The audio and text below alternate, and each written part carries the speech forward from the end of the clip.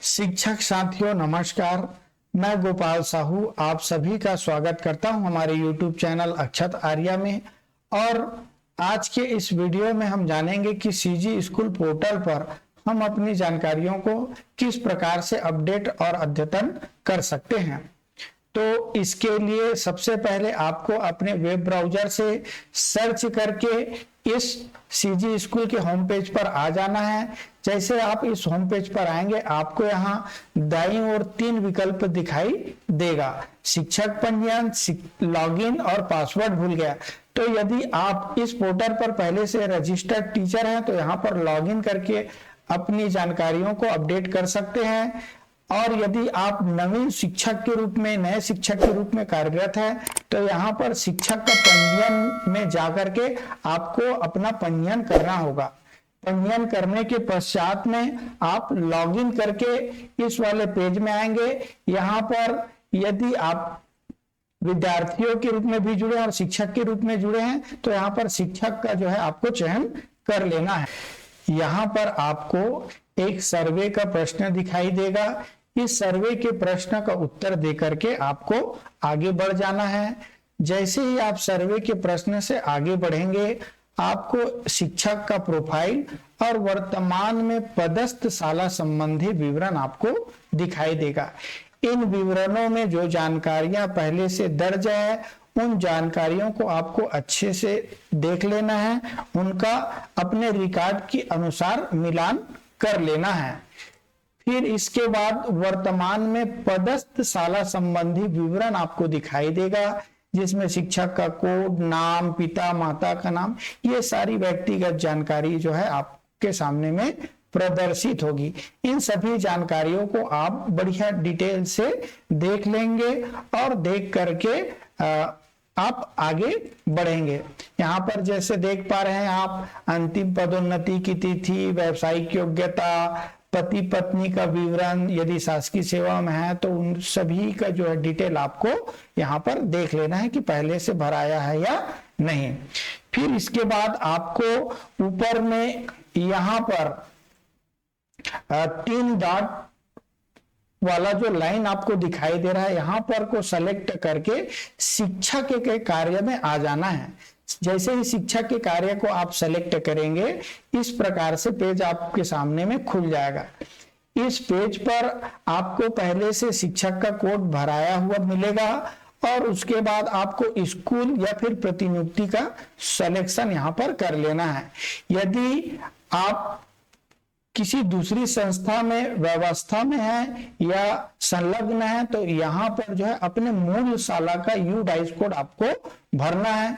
प्रतिनियुक्त वाले जो शिक्षक होंगे वे अपने प्रतिनियुक्त संबंधी शाला का विवरण यहाँ पर दर्ज करेंगे। 100 KB तक का फोटो यहाँ पर अपलोड किया जा सकता है। आप अपना वर्तमान पासपोर्ट साइज का फोटो यहाँ पर लगा देंगे। इसके बाद आपका व्यक्तिगत जानकारी जैसे नाम, अंग्रेजी में नाम, ईमेल ID, पिता या पति का नाम, माता का नाम, लिंग, जन्म तिथि आदि का आपको चयन करना है और भर लेना है। फिर इसके बाद जाति का यहाँ पर उल्लेख कर देना है, कौन सी कैटेगरी में आप आते हैं। यदि विशेष पिछड़ी जनजाति से आप आ रहे हैं तो उसका यहाँ पर सिलेक्शन कर लेना है।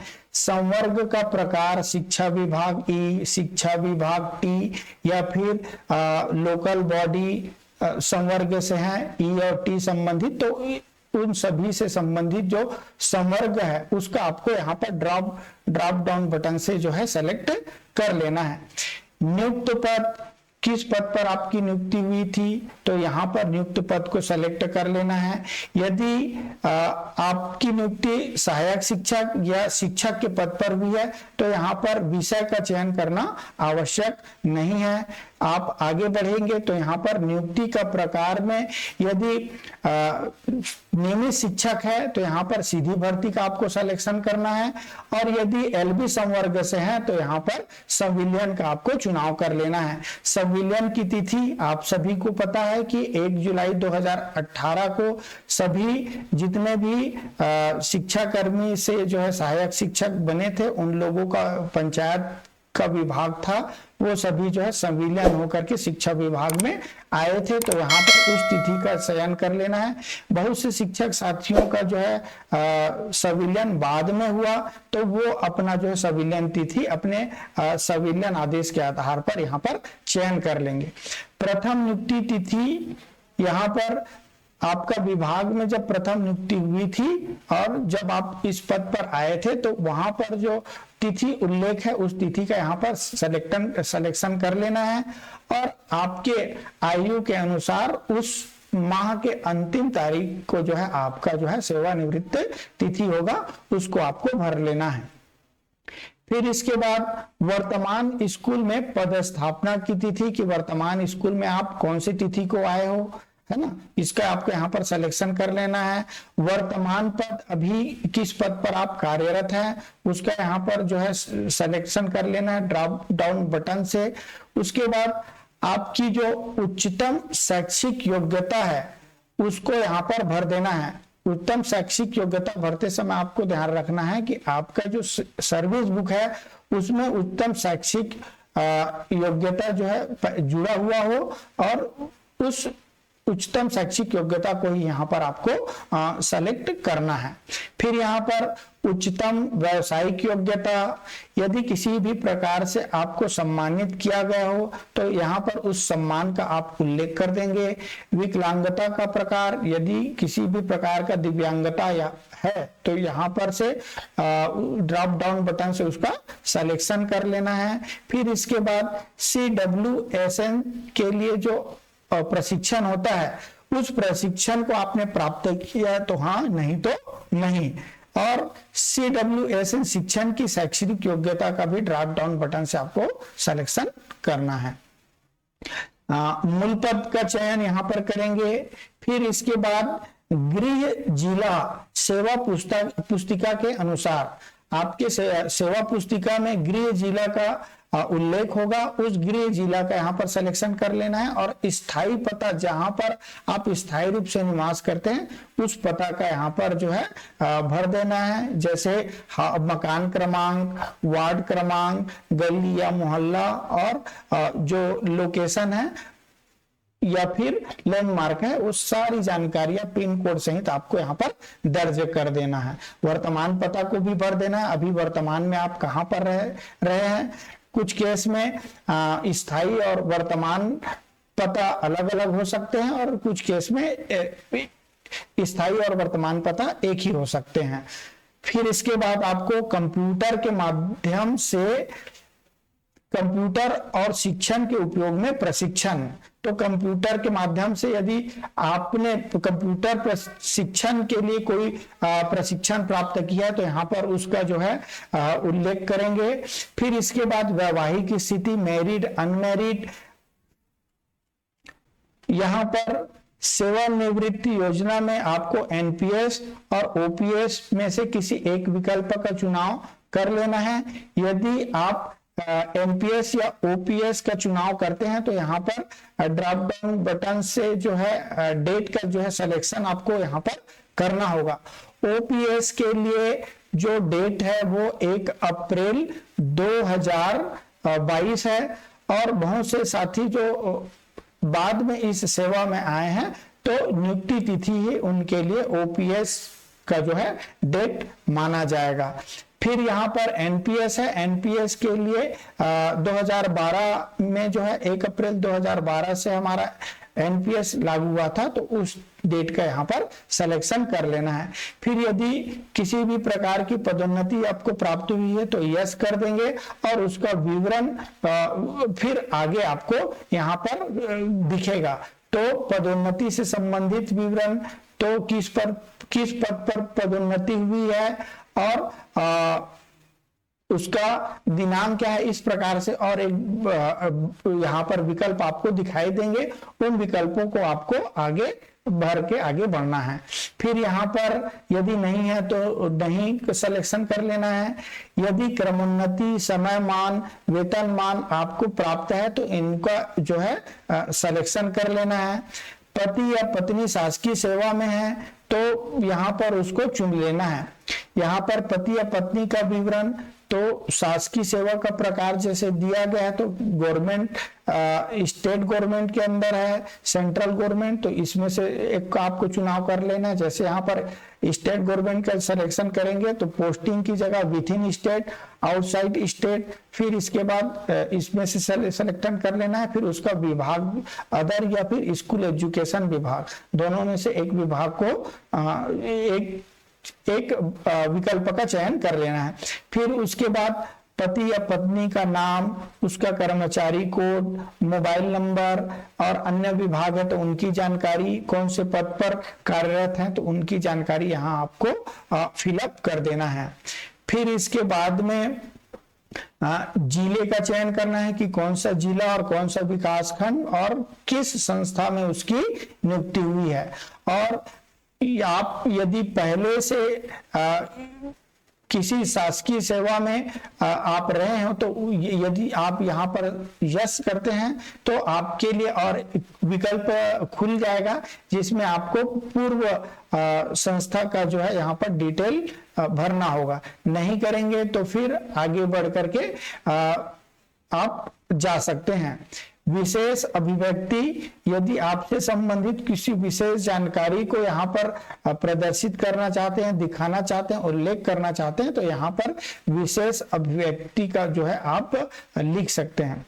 इसके बाद सेव एज ड्रॉप करके ओटीपी प्राप्त करे को आपको क्लिक करना है। ओटीपी प्राप्त करे को क्लिक करने के बाद में आपके रजिस्टर्ड मोबाइल में ओटीपी प्राप्त होगा।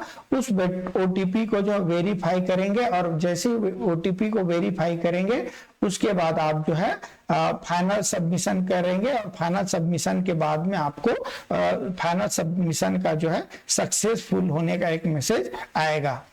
अब इन जानकारियों को अपडेट करने के लिए कुछ आवश्यक दिशा निर्देश जारी किए गए थे। इन दिशा निर्देशों को एक बार आप लोग जो है देख लेंगे। इसमें जो है कहा गया है कि शिक्षक जो है, नवीन शिक्षक जो है पहले उनको लॉगिन करने के लिए रजिस्टर करना होगा और वर्तमान का जो है पासपोर्ट फोटो अपलोड करेंगे जो 100 KB तक का रहेगा। यदि कोई शिक्षक है तो उसको अपना मूल पद स्थापना से संबंधित संस्था का यूडाइस कोड डालना पड़ेगा। यदि किसी दूसरे संस्था में वो संलग्न है तो उस शिक्षक को भी अपने मूल शाला का जो है यूडाइस कोड यहाँ पर डालना पड़ेगा। यदि प्रतिनियुक्ति पर है तो वह प्रतिनियुक्ति संबंधी विवरण वहां पर भरेंगे। बाकी व्यक्तिगत जानकारी को इसमें भर देना है।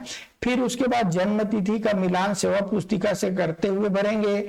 संवर्ग प्रकार में यदि नियमित शिक्षक है तो ई और टी का चयन कर लेंगे और यदि संविलियन कर्मचारी है तो लोकल बॉडी टी और ई में से दोनों में से एक का जो है सिलेक्शन करेंगे।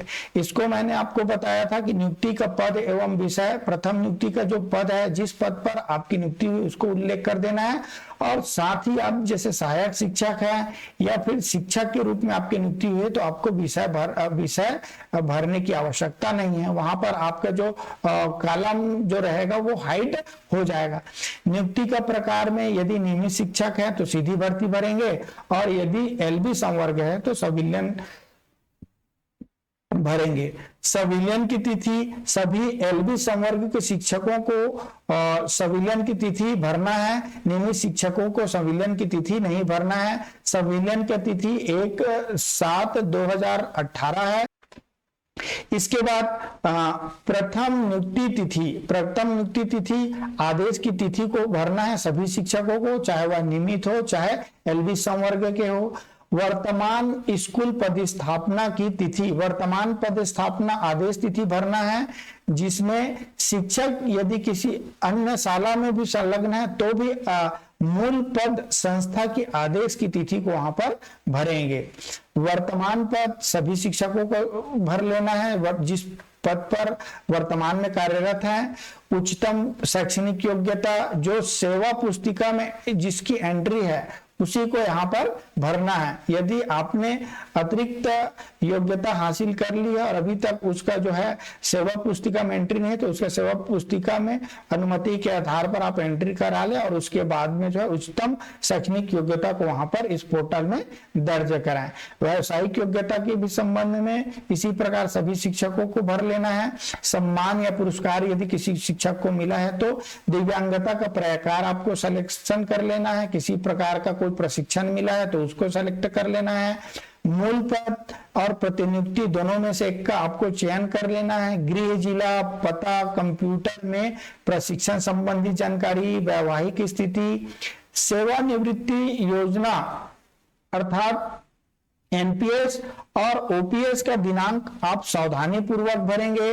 यहाँ पर ओपीएस के लिए 1 अप्रैल 2022 इसके लिए एक पत्र जारी हुआ था 20 जनवरी 2023 को, और एनपीएस जो है 1 अप्रैल 2012 से लागू हुआ था। तो यहाँ पर दोनों में से जिस विकल्प का आपने शपथ पत्र देकर के चयन किया था उस विकल्प के आधार पर तिथि को जो है यहाँ पर आपको सेलेक्ट करना होगा, चुनना होगा। पदोन्नति संबंधी जानकारी, किसी भी प्रकार की यदि पदोन्नति हुई है तो पदोन्नति का दिनांक और पदोन्नति में जो आदेश है उस आदेश तिथि को आप यहाँ पर भरेंगे। क्रमोन्नति समयमान, नियमित शिक्षक जिनको जिस तिथि से लाभ मिला है दिनांक सावधानी पूर्वक भरेंगे, और एलबी संवर्ग के शिक्षकों को इसको क्रमोन्नति और समयमान को नहीं भरना है। आप याद रखेंगे, क्रमोन्नति और समयमान को एलबी संवर्ग के शिक्षकों को नहीं भरना है। पति पत्नी में यदि कोई शासकीय सेवा में है तो उसका विवरण भर देना है, और सब चीज को भरने के बाद में एक बार डाटा को आप अवश्य रूप से मिलान कर लें, सेव ड्रॉप कर लें और ओटीपी प्राप्त करने के बाद में फाइनल सबमिशन करें। तो उम्मीद है आप सभी को आज की इस वीडियो की जानकारी अच्छी लगी होगी। तब तक के लिए आप सभी को धन्यवाद।